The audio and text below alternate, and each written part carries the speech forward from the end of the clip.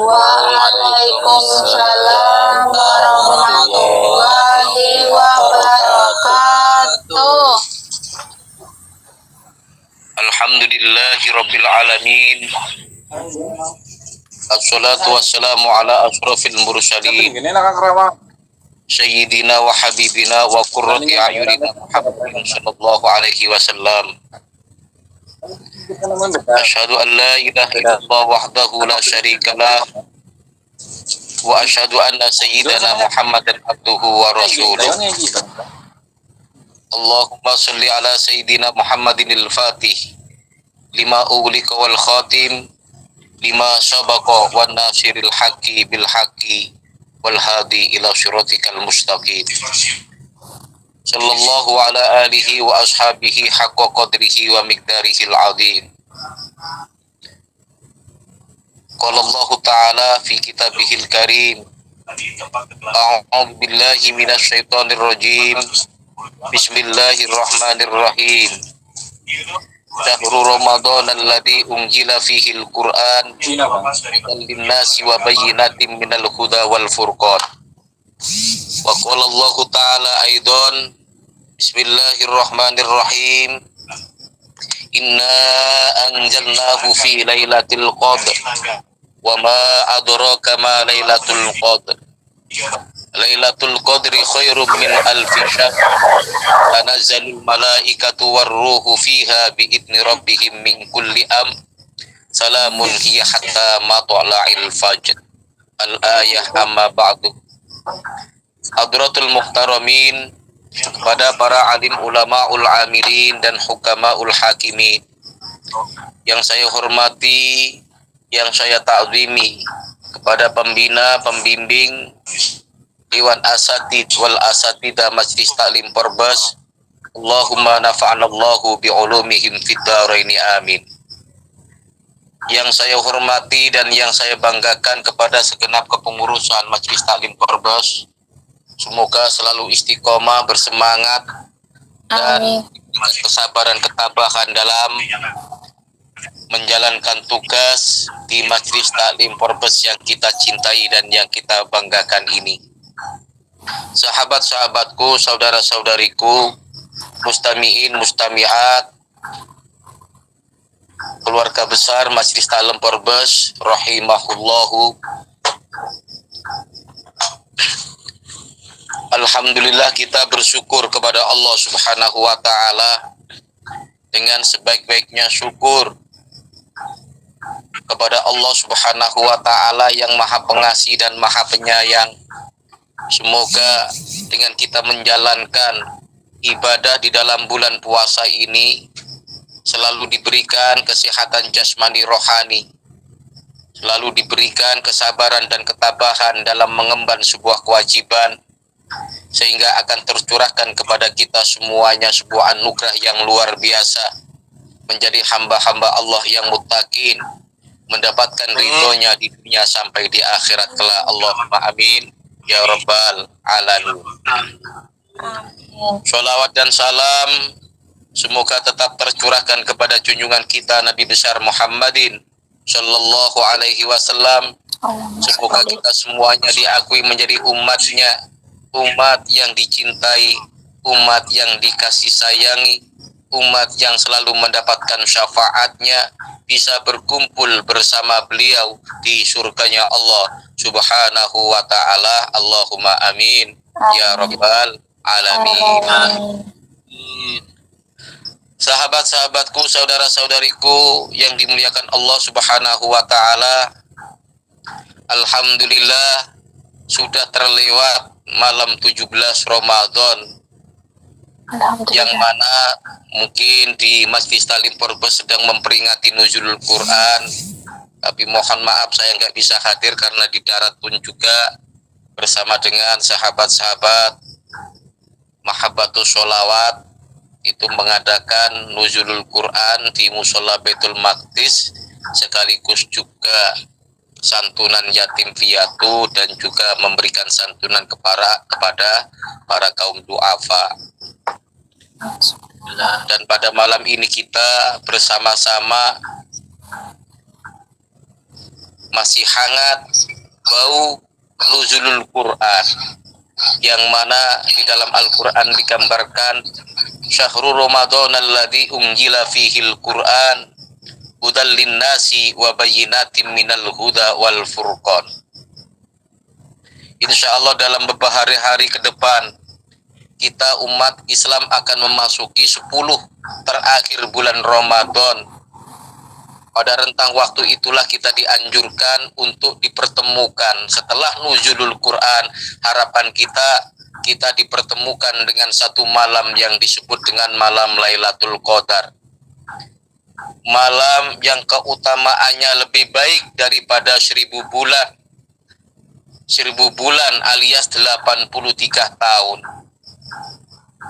Dan sangat wajar apabila kita ingin berlomba-lomba, apabila kita ingin pastabikul khairat, menyongsong datangnya malam Lailatul Qadar dengan alasan yang sederhana bahwa jatah umur dan kesempatan hidup kita di dunia belum tentu sampai 83 tahun.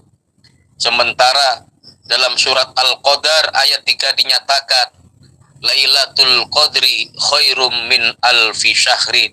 Malam kemuliaan Lailatul Qadar itu lebih baik daripada 1000 bulan.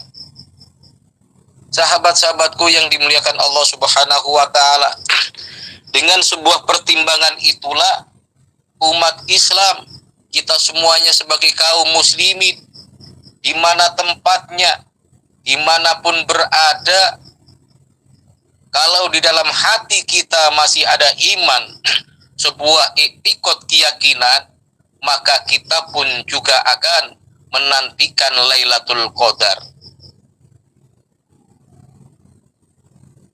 Hanya saja bulan Ramadan ini, bulan Ramadan kemarin, kita masih dalam suasana pandemi. Kalau dalam kondisi normal, kita mungkin dapat melakukan iktikaf di masjid. Dalam situasi seperti ini kita tidak bisa leluasa seperti biasa. Apalagi yang ada di Taiwan, mulai Masjid Yoangel. Pada 2 tahun sebelumnya kita boleh berbondong-bondong dan menghabiskan waktu beribadah di dalam masjid. Untuk Ramadan ini kita dibatasi dan wajib menjaga jarak sesuai protokol kesehatan. Namun semangat kita tetap membara, semangat kita dalam menjalankan ibadah puasa imanan wahtisaban dengan dasar iman kepada Allah, yakin wahtisaban dan hanya mengharapkan ridho Allah Subhanahu wa taala. Apapun yang ada dalam sebuah kondisi di tengah-tengah kita, jangankan COVID-19, bahkan penyakit yang paling berbahaya pun sekalipun, yaitu penyakit kematian, tetap kita siap menghadapinya demi untuk bertemu Rasulullah, demi untuk bertemu kepada Allah Subhanahu wa taala Sang Maha Pencipta kita. Allahumma sholli ala Muhammad. Allahumma sholli. Moodnya dibuka, majlis taklim Porbas. Semangatku. Semangatku. Allahu Akbar. Barakallah. Barakallahu alaikum. Sahabat-sahabatku yang dimuliakan Allah Subhanahu wa taala, semangatku adalah Ramadanku. Semangatku adalah Lailatul Qadarku. Mudah-mudahan kita memperolehnya dengan kita dapatkan dengan sebuah harapan dan doa-doa terbaik kita. Allahumma amin ya rabbal alamin. Amin ya Rabbal.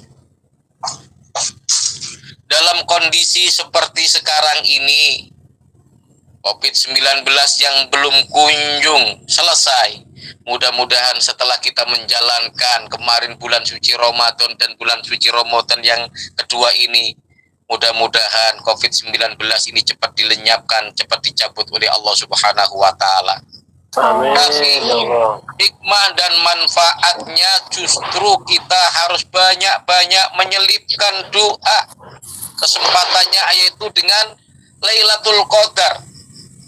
Dimanapun panjenengan berada, di masjid, di musola, ataupun di mana saja, di rumah kita, di tempat kerja, ketika kita bekerja malam, sip malam umpamanya, walaupun dalam keterbatasan ruang gerak kita, keterbatasan waktu kita untuk beribadah kepada Allah Subhanahu wa Ta'ala, harapan besar kita semoga virus corona cepat lenyap, musibah pandemi ini cepat berlalu, dan situasi normal nyata-nyata terjadi di bumi yang kita injak ini. Agar kenapa? Agar dapat beribadah berjamaah secara khusyuk, dan kita bisa ta'muruna bil ma'ruf wa tanhauna 'anil munkar dengan leluasa. Sahabat-sahabatku yang dimuliakan Allah Subhanahu wa Ta'ala, malam yang disebut Lailatul Qadar bukanlah malam perayaan yang untuk dirayakan, tidak. Nek umpama enten umat Islam mau merayakan satu malam, maka bukankah sudah ada malam bersejarah yang lebih pasti, misalnya yaitu malam Isra Mi'raj atau malam Nuzulul Quran yang sudah kita laksanakan. Tapi malam Lailatul Qadar juga bukan menjadi malam penentuan. Sekalipun dari segi namanya menggunakan lafal Al-Qadar, penentuan nasib manusia, rezekinya, umurnya, dan hal-hal lain yang sudah ada waktu khusus yang disebut dengan nisfu Sya'ban, di mana kita biasa bermunajat kepada Allah agar diberikan yang terbaik pada malam tersebut. Maka kita sebagai umat Islam menyambut Lailatul Qadar semata-mata karena kemuliaan malam tersebut secara runtut dijelaskannya dalam Al-Quran. Inna anzalnahu fi lailatul qadr wa ma adraka ma lailatul qadr. Lailatul qadri khairum min alfi syahr. Tanazzalul malaikatu warruhu fiha bi'izni rabbihim min kulli salamun hiya hatta matla'il fajr. Inna anzalnahu fi lailatul qadr. Sesungguhnya kami telah menurunkan Al-Quran pada malam Qadar. Wa ma adraka ma lailatul qadar. Dan tahukah kamu apakah malam kemuliaan itu? Lailatul Qadri khairum min alfi syahri. Malam kemuliaan itu lebih baik daripada 1000 bulan. Tanazzalul malaikatu warruhu fiha biidni rabbihim min kulli amr. Pada malam itu turun malaikat dan ruh Jibril dengan izin Tuhannya untuk mengatur semua urusan. Salamun hiya hatta matla'il fajr. Sejahteralah malam itu sampai terbit fajar, yaitu yang disebut dengan fajar syoti. Sahabat-sahabatku yang dimuliakan Allah Subhanahu wa Ta'ala, Al-Quran diturunkan pada waktu malam. Tidak hanya disebutkan dalam surat Al-Qadar, ada juga keterangan dalam surat Ad-Dukhan. Inna anjalnahu fi lailatin mubarakatin inna kunna munzirin. Sesungguhnya kami menurunkannya pada malam yang diberkahi, sungguh kamilah yang memberi peringatan. Ayat ini sama-sama menjelaskan peristiwa turunnya Al-Quran. Tetapi dalam satu ayat disebut Lailatin Mubarakatin, sementara dalam satu surat disebut Lailatul Qadar. Nah, kita lebih condong kepada Lailatul Qadar, karena Lailatul Qadar bukanlah pengkalenderan malam turunnya Al-Quran. Lebih dari itu, ada hal yang sangat menarik surat Al-Qadar ketika terjadi pengulangan kata dalam bentuk pertanyaan. Tahukah kamu apa Lailatul Qadar? Lailatul Qadar keutamaannya ternyata melebihi 1000 malam. Lailatul Qadar para malaikat yang masing-masing memiliki tugas khusus yang berhubungan dengan urusan manusia, dan termasuk malaikat Jibril, semuanya turun ke bumi. Mereka membawa kedamaian, membawa keselamatan, serta memohonkan ampunan untuk umat Islam sampai terbit fajar. Nah, makanya nek kepingin angsal malam Lailatul Qadar ya jangan tidur, berzikir, bertadarus, iktikaf. Nek turu terus Pak, bukan Lailatul Qadar yang didapatkan, malam Lailatul Mudar krono kaken turu.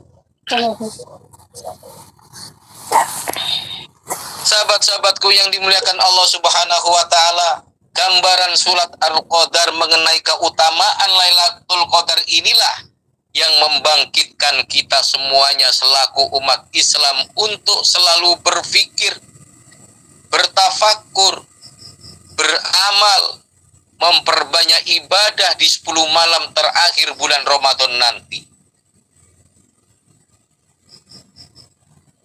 Sebab kapan Lailatul Qadar terselubung penuh misteri, tidak ada yang bisa memprediksikan.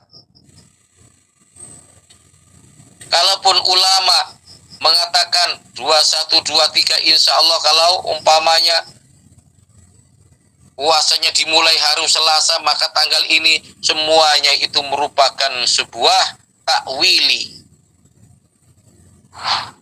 Tapi hakikat Lailatul Qadar yang sebenarnya adalah hanya Allah Subhanahu wa ta'ala yang mengetahuinya. Maka jangan sampai kelewatan 10 terakhir bulan suci Ramadan. Dan beruntunglah untuk kita semuanya, mulai dari malam 1 sampai malam terakhir, kita yang selalu beribadah, selalu bermunajat, dan selalu melaksanakan ibadah, dapat dipastikan maka mereka itulah akan mendapatkan Lailatul Qadar yang sebenarnya.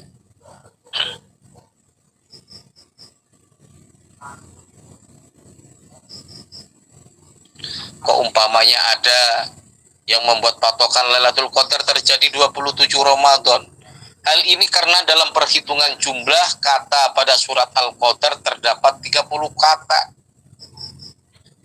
Ada 114 huruf menyerupai jumlah juz Al-Quran dan pembagian surat Al-Quran. Sementara lafal hiya itu kalimat hiya, salamun hiya. Hiya sampai hatta matla'il fajr, itu domir yang menunjukkan langsung Lailatul Qadar adanya pada urutan 27 dari total 30 kata dalam surat Al-Qadar. Itu kalau diutak-atik seperti niku. Sahabat-sahabatku yang dimuliakan Allah, sekalipun demikian, tidak ada anjuran bahwa kita cukup beribadah di malam tertentu seperti malam 27 Ramadan saja. Melainkan di 10 malam terakhir bulan Ramadan, kita justru dianjurkan untuk lebih giat beribadah. Tak peduli itu ganjil ataupun genap. Tujuannya apa? Untuk menyambut datangnya Lailatul Qadar. Tapi kan terkadang kita kan yang salah paham. Kebiasaan umat Islam bahkan sedunia menghidupkan 10 malam terakhir di bulan Ramadan adalah dengan cara beriktikaf.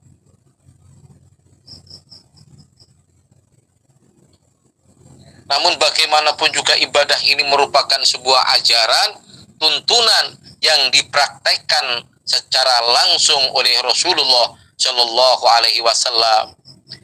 Bahkan dari Siti Aisyah diriwayatkan bahwa Rasulullah Shallallahu Alaihi Wasallam melakukan iktikaf pada 10 terakhir Ramadan semenjak beliau menetap di kota Madinah hingga beliau wafat.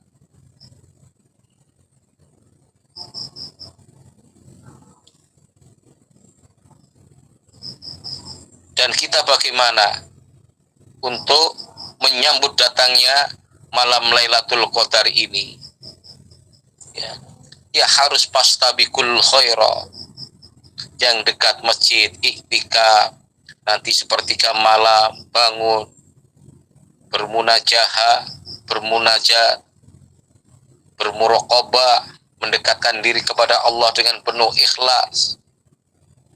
Momentum inilah kita bisa menyerahkan diri kepada Sang Khalik kita, berupaya untuk lebih taat kepada Allah sesuai petunjuk, dan tak ingin berpaling kepadanya, seolah-olah kita berdiri di depan pintu rahmatnya menunggu datangnya pengampunan Allah Subhanahu wa Ta'ala. Dikarenakan pada saat itu dan saat ini juga masih dalam suasana pandemi, mungkin iktikaf di masjid akan dibatasi untuk menghindari kerumunan jamaah. Beriktikaf walaupun hukumnya sunnah muakkadah tetapi sifatnya adalah kifayah, cukup dilakukan beberapa orang saja.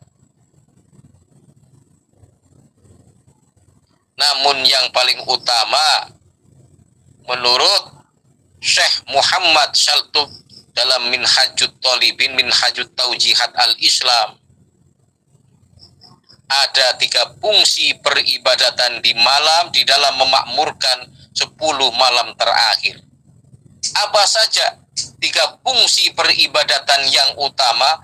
Yaitu wujud syukur kita kepada Allah Subhanahu wa Ta'ala yang telah menurunkan Al-Quran di bulan Ramadan sebagai hudan, yaitu sebagai petunjuk pedoman hidup kita.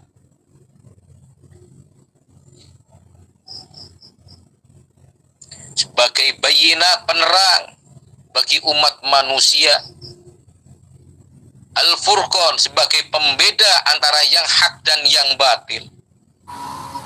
Kemudian yang kedua adalah menambatkan jiwa kepada hal yang dapat mengokohkan dan mampu menguatkan rohani kita, meneguhkan keimanan kita, menguatkan kesabaran kita, ketabahan kita dalam menghadapi apapun tantangan kehidupan, baik itu berupa ujian, cobaan, atau rintangan apapun yang menghalangi kehidupan kita, yang menghalangi kedekatan kita kepada Allah Subhanahu wa Ta'ala.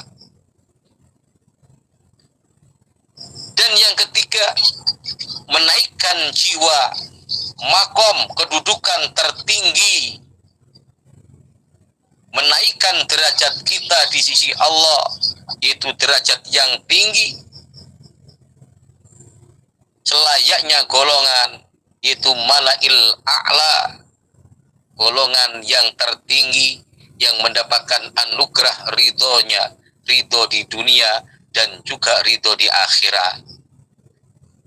Sahabat-sahabatku yang dimuliakan Allah Subhanahu wa Ta'ala, makanya dalam situasi yang mana situasi ini penuh dengan sebuah keterbatasan melakukan ibadah,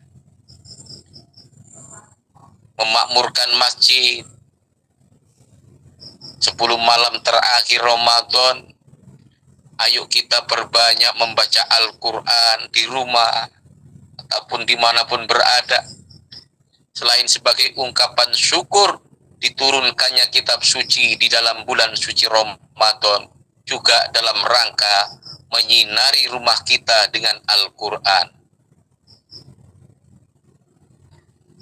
Mari kita perbanyak zikir, perbanyak bersolawat, supaya terikat jiwa-jiwa kita dan mereka untuk lebih cinta kepada Allah, lebih cinta kepada Nabi kita Muhammad Sallallahu Alaihi Wasallam, sehingga Allah memanggilnya, ya ayyatuhan nafsul mutmainnah irji'i ila rabbiki radiyatan mardiyah fadkhuli fi ibadi wadkhuli jannati. Ya ayyatuhan nafsul mutmainnah, wahai jiwa yang tenang, irji'i ila rabbiki, kembalilah kepada Tuhanmu, radiyatan mardiyah, dengan ridho dan diridhoinya. Fadkhuli fi ibadi, fadkhuli dan masuklah dalam hamba-hambaku, wadkhuli jannati, dan masuklah ke dalam surgaku. Inilah yang kita harapkan, sahabat-sahabatku, saudara-saudaraku yang dimuliakan Allah Subhanahu wa ta'ala. Kehidupan kita hanya ada dua pilihan, menjadi orang yang taat, menjadi hamba yang taat, ataukah sebaliknya menjadi hamba yang maksiat. Dari dua taat dan maksiat ini pun juga ada konsekuensinya. Yang taat akan diarahkan ke surganya Allah, dan yang maksiat pun juga akan ditempatkan di dalam nerakanya Allah Subhanahu wa ta'ala. Pilihan dua ini adalah pilihan kita. Bagaimana kita memilihnya, bukan hanya sebatas ucapan saya ingin menjadi orang yang baik, saya ingin masuk surga, tapi diperlukan realisasi kita, diperlukan praktek kita dalam hal memilih menjadi hamba Allah yang taat, dan nantinya akan kita semuanya akan dikumpulkan di surganya Allah Subhanahu wa ta'ala, ataukah sebaliknya semuanya diperlukan dengan hal yang nyata senyata-nyatanya. Sahabat-sahabatku, saudara-saudariku yang dimuliakan Allah Subhanahu wa ta'ala, demikianlah yang bisa saya sampaikan. Mudah-mudahan menambah semangat kita di dalam bulan suci Ramadan ini, menambah semangat kita untuk lebih bermunajat, untuk lebih bertakarub, mendekatkan diri kepada Allah Subhanahu wa ta'ala, agar kita semuanya menjadi hamba Allah yang senantiasa diberikan petunjuk, yang senantiasa diberikan perlindungan, untuk bisa mewujudkan harapan yang luar biasa kita, yaitu mendapatkan ridhonya, mendapatkan kasih sayangnya di dunia sampai di akhirat kelak. Allahumma amin ya rabbal alamin. Wallahu a'lam bishawab. Dan untuk selanjutnya, monggo dipersilakan untuk sharing-sharing atau tanya-tanya. Monggo yang mau bertanya.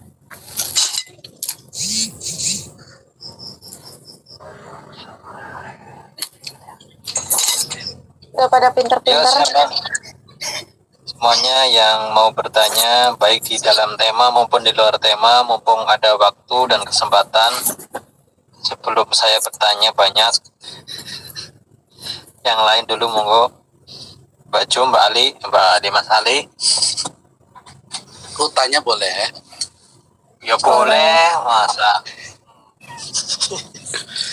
Monggo, perkenalan dulu. Assalamualaikum warahmatullahi wabarakatuh.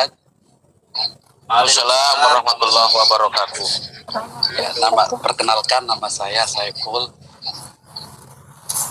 Al-Fakir. Monggo, Kang Ya, Saiful. ini tadi aku sedikit menyimak, kalau kita ingin mendapatkan malam Lailatul Qadar itu disuruh untuk beriktikaf gitu ya. Nah, pertanyaanku di sini tuh, apakah malam Lailatul Qadar itu hanya untuk mereka-mereka yang iktikaf di masjid seperti itu, Pak Ustadz? Dan apakah mungkin bagi seorang wanita yang ingin wanita haid mungkin ya, kemungkinan yang ingin bisa melewati dan mendapatkan malam Lailatul Qadar tersebut, Ustaz? Mungkin itu saja, dan mudah-mudahan pertanyaan ini tidak diketawain ya, karena jujur masih bingung masalah seperti itu. Apakah banyak yang ditinggalkan itu di mananya? Apa di iktikafnya atau kita meramaikan malam-malam di 10 terakhir di bulan Ramadan itu. Terima kasih Ustaz. Assalamualaikum warahmatullahi wabarakatuh. Waalaikumsalam warahmatullahi wabarakatuh. Ini pertanyaan bukan untuk ditertawakan, tapi sangat bagus pertanyaannya. Apakah kita iktikaf di masjid di 10 malam terakhir itu, apakah hanya khusus orang-orang yang iktikaf di masjid? Kalimat iktikaf itu diam di masjid itu adalah melakukan sebuah ibadah, sebuah anjuran yang memang dianjurkan oleh Rasulullah Shallallahu Alaihi Wasallam. Apakah hanya sebatas iktikaf di masjid? Tidak. Kalimat iktikaf di masjid itu adalah sarana supaya kita itu lebih mudah beribadah di dalam masjid. Kalau kita iktikafnya di kamar, Kang Saiful, apalagi pengantin anyar, Mas. angel banget kok sholat. Angel. Tapi kalau kita di masjid bersama teman-teman kita, ada yang sholat, masya Allah nikmatnya. Dan itu, ini saya gabungkan. Apakah wanita-wanita yang haid itu tidak berhak mendapatkan malam Lailatul Qadar? Berhak mendapatkan selama dalam malam Lailatul Qadar semuanya ditujukan adalah yaitu kita melakukan amal yang soleh. Mungkin kalau yang haid nggak bisa baca Al-Quran, nggak bisa sholat, tapi bisa untuk memperbanyak selawat, bersodakoh, ataupun melakukan amal soleh yang lainnya. Kalau mama zikir boleh Pak Ustaz? Boleh zikir. Untuk wanita ya, wanita. Iya, membaca sholawat, zikir, istighfar. Umpamanya kan membaca Al-Quran kan dilarang, sholat juga dilarang, nggak boleh. Nah, kesempatannya adalah melakukan kebaikan-kebaikan yang lain yang tidak dilarang bagi orang yang haid. Apa? Membaca sholawat, istighfar, umpamanya sodako, dan lain sebagainya. Jadi kaitannya di iktikaf itu adalah sarana di masjid itu biasanya lebih memudahkan kita untuk bermunajat kepada Allah Subhanahu wa Ta'ala daripada kita diam di rumah, apalagi di depan TV. Akhir turun ngantuk, bablas nyampe, malah kadang-kadang nggak sahur. Insya Allah seperti itu kan Ibu G. Iya. Insyaallah. Matur suwun Ustaz atas Sami-sami kan.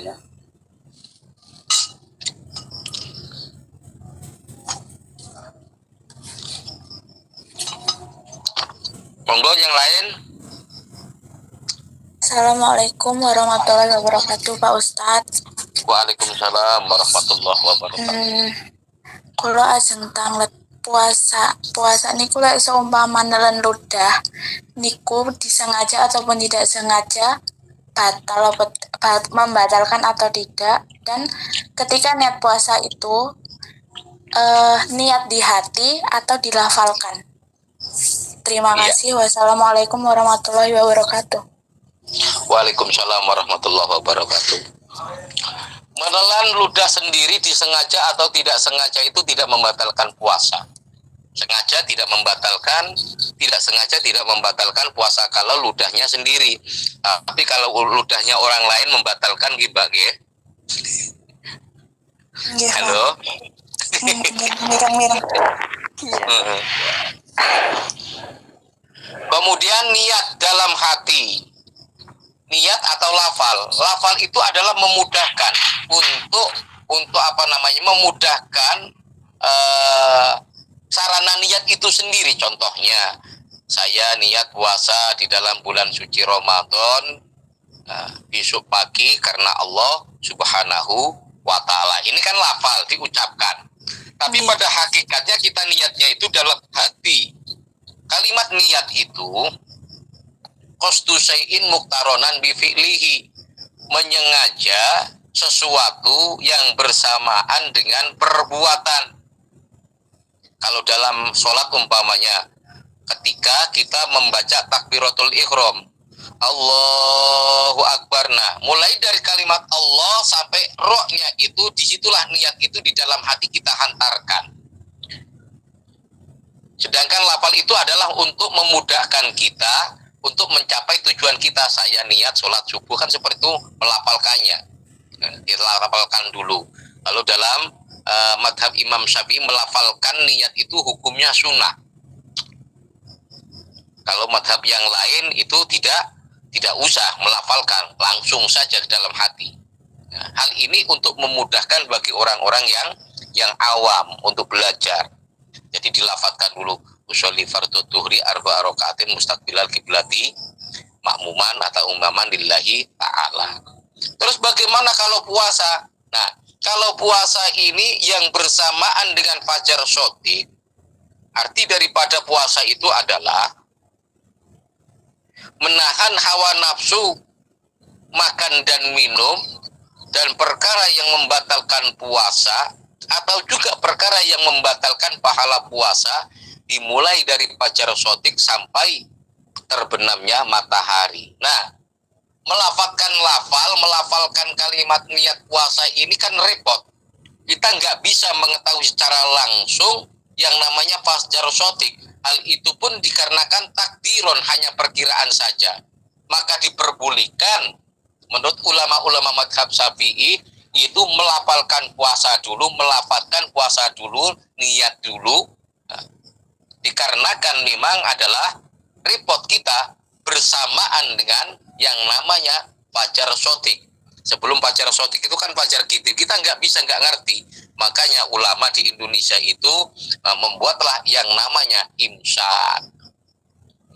Kalau dikhawatirkan takut umpamanya, takut lupa niat, maka diperbolehkan niat mendahulukan apa setelah isya, setelah sholat tarawih atau sholat witir, itu diperbolehkan niat mendahulukan niat. Insya Allah seperti itu, Mbak G. Nggih, monggo.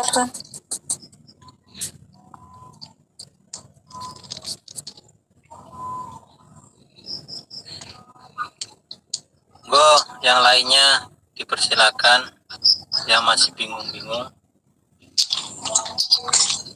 Assalamualaikum warahmatullahi wabarakatuh. Waalaikumsalam. Pak Ustadz, saya mau tanya, misalkan Mbak Tun.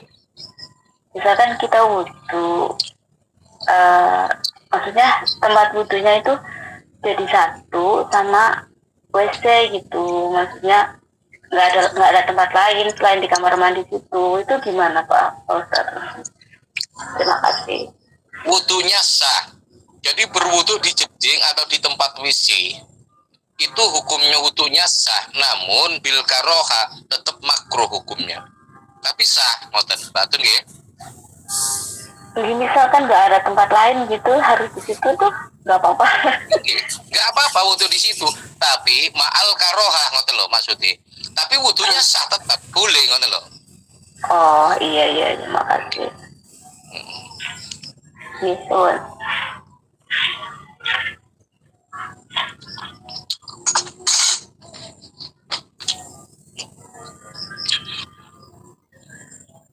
Monggo yang lain, nek mboten enten nggih doa. Assalamualaikum warahmatullahi wabarakatuh.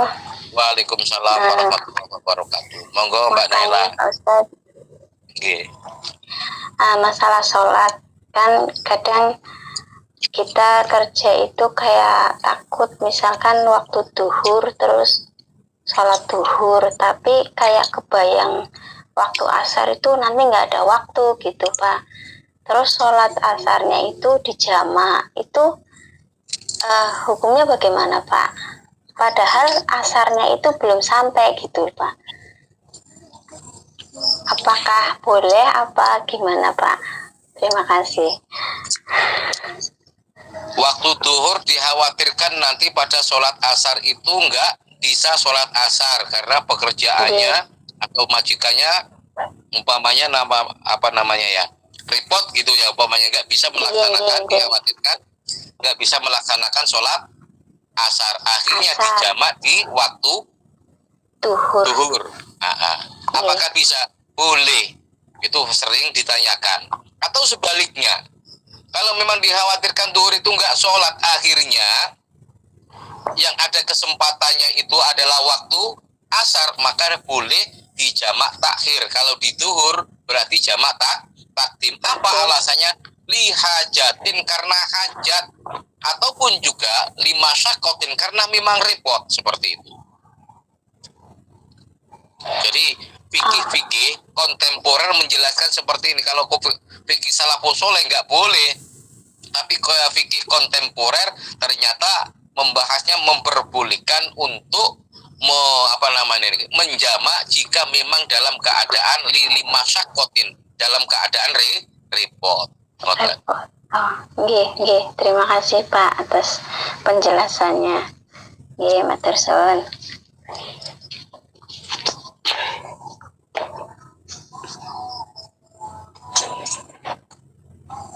Ayo, satu lagi yang mau bertanya, silakan. Satu lagi. Monggo. Assalamualaikum warahmatullahi wabarakatuh. Waalaikumsalam warahmatullahi wabarakatuh. Pak Ustadz mau bertanya. Nggih, monggo Kang Turus. Dulu saya pernah ngaji tapi masih bingung. Di dalam Al-Quran itu lafadz puasa itu kan ada dua. Ada lafadz siam, ya ayyuhalladzina amanu kutiba alaikumus siam ya. Terus ada lafadz pakainya lafadz saum. Di dalam surat apa itu lupa, kalau nggak salah Maryam apa. Yang saya mau tanyakan niku perbedaannya siam sama saum niku nopo nggih Pak Ustaz? Terus pertanyaan yang kedua, adakah ciri-ciri orang yang mendapatkan Lailatul Qadar? Nggih. Matur nuwun Pak Ustaz. Ya, nggih. Kalimat saumun Ramadhana unjila fihil Quran itu paling nggih. Syahrul Ramadhana ya. Nggih. Saumun, nah sing penting kan intine saumun dengan siyamun, ngoten Kang nggih. Nggih ngoten Pak Ustaz. Kalimat saumun itu adalah isim masdar. Mungkin jenengan yang pernah mondok itu. Soma yasumu sauman wa masoman wa huwa shaimun wa dzaka masumun sum la tasum masomun. Saumun itu kalimat jamak taksir. Saumun siyamun yaitu jamak taksir. Kalau jamak taksir itu adalah jamak yang tidak beraturan. Nah, ngoten. Bisa dipaham Kang nggih? Kenapa ya ayyuhalladzina amanu kutiba alaikumusiyam? Karena di situ lafadznya ya ayyuhalladzina amanu itu yaknida amanu itu adalah jamak, kemudian digandengkan ya ayyuhalladzina kutiba alaikum kepada kamu asyam. Jadi mengikuti kalimat saumun itu adalah dijamak taksirkan menjadi saumun siyamun, namanya jamak taksir. Kalau saumun itu adalah mufrad atau ya dari kalimat masdar soma yasumu sauman. Tapi kalau kalimat siyamun itu adalah jamak taksir. Makanya ya ayyuhalladzina amanu kutiba alaikumus siyamu. Ya. Nah, nggak bisa ke kutiba alaikumus saumun, nggak bisa. Jadi siap. Karena mengikuti maksudnya adalah jamak. Ngoten. Nggih.